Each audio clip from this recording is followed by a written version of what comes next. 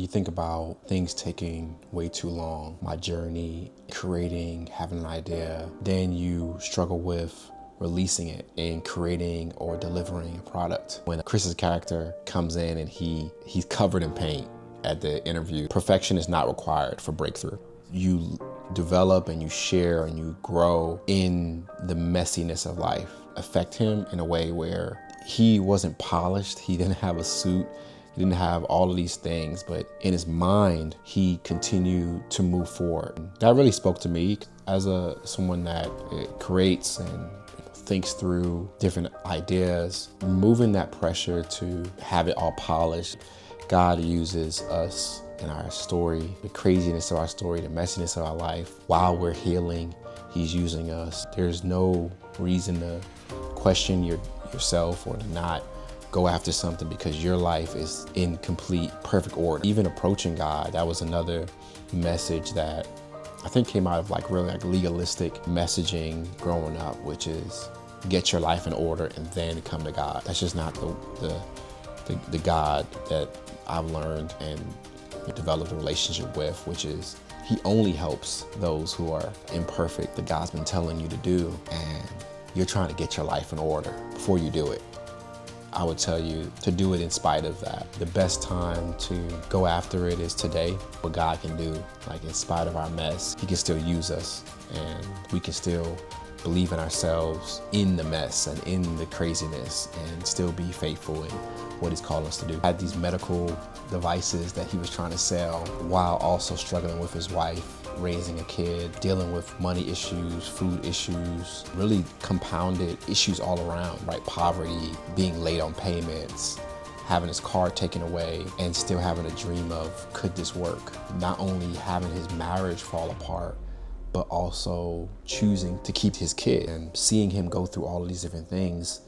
The question most people will ask is, why is it taking so long? Sharing an Uber or a taxi, soon to be his manager, he's constantly asking him questions around, trying to hide, the fact that he doesn't have much money, he doesn't have a vehicle, he's a single dad, he's trying to raise his kid. This job means everything for him. While he's figuring all that out, this hippie lady comes and, could you just watch this device while I run in? And she ends up stealing, and all of these things that happen in his life. And from the outside, he looks like a crazy person, right? Why is this person taking so long to get to where he needs to be? And I really resonate with that a lot. Life can do that. It's almost like a metaphor, right?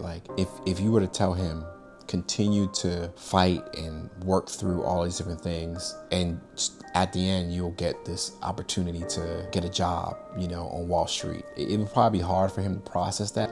It would give him sort of the hope that it will work out. But he didn't have that. He had a wife, he had a child, he had real bills, and most of us can relate to that. If you have an idea or a goal or a dream, you have everything around you that is saying, don't do that. And in addition to that, struggle with, myself, is if I release it, will it work? What took you so long? There's many examples of this in the world. People that may be waiting on you to create something to spark an idea or motivation for them. About conversations I've had that have inspired me. I go to see a concert. The way he did that or she did that, it sparks an idea. Movement in your own dreams or goals, ideas, and how it connects to a greater community of people that may need that to start moving in their life. Where God's shown me, it's not just about what you're doing, but it's how what you're doing connects to what I'm doing. So there's a story of missionaries that went to Papua New Guinea, and that community didn't even have the full biblical text. And so for them, they didn't get the full story. They were literally holding on to pages from different books and trying to make sense of the story, Jesus. Imagine having a book or watching a movie and then midway it cuts off. And you're like, how did it end? Literally having bits and pieces of a movie and maybe parts from the end of it, parts in the middle, parts in the beginning, and then trying to make sense of what the actual movie is. Then you have missionaries that said, hey, find a way to get them the Bible. To them, this wasn't just a book, right? This was a story about their creator, the full story of how much he loved them. To us, it may be a book that we just have, and that having a gift and a talent or a vision or a calling on your life. And to you, it may be something that you just have, you just carry around. To them, it meant everything. It meant that they were loved. It meant that they could receive a message about eternal life. And that really hit me in a way where it should challenge you to ask yourself, like, what in your life you feel that you need to create, or you started and you didn't finish, or you're waiting for, maybe you're waiting for to see something like it in the world. And who's waiting on me to create? How does my story or my gift connect to a greater mission of God? And I look back at my life, and for me, I struggled with the performance-based idea of having it all together. And what that does is it creates stagnation where you never actually release it. And God's been teaching me in different ways, and I've been learning how to be who I've always been and release without being tied to the outcome, to be able to create and let art do its thing, whatever it may be. But I think the message for me is permission to live, permission to write the next line, to create the product, even if it doesn't really look great. It's just like, hey, this is what I have. So I really like the story. I think that pursuing happiness, or the pursuit of happiness, because it's this constant thing that we're pursuing. Sometimes we have these fleeting moments that you feel like you've captured it, right? But happiness is even this idea that you never really feel like you have it.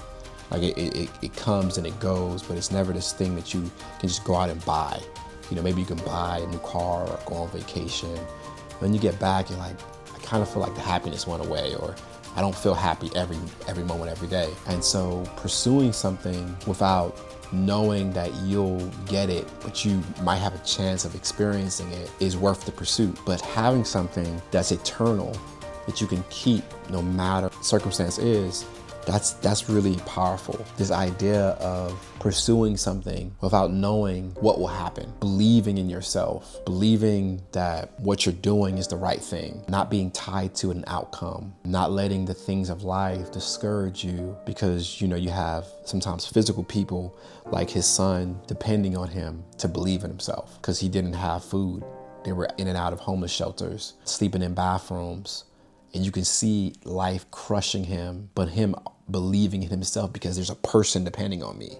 But then greater than that, he had to figure out that maybe I don't have a Harvard education, but he learned, okay, if I do these things, if I, pick up the phone at this time, if I do a certain amount of things, I can outpace the next person. And so he had this perspective of, let me be grateful for this opportunity, but don't let me not work as hard and put my best work forward. And that's a big piece for me, in that he finished the test, he finished the assignment before everyone, but it was also, he had a heavier weight on him than everyone else. Like, his weight was bigger than that. It was greater than just another job. He came from nothing. He had one shot. He was able to do it imperfectly, but he was the right person for that job.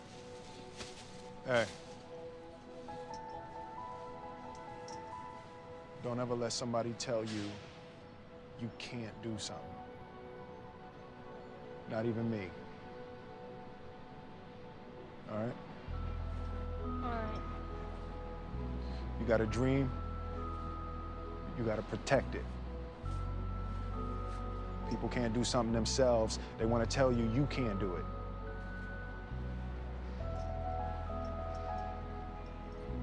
You want something, go get it. Period.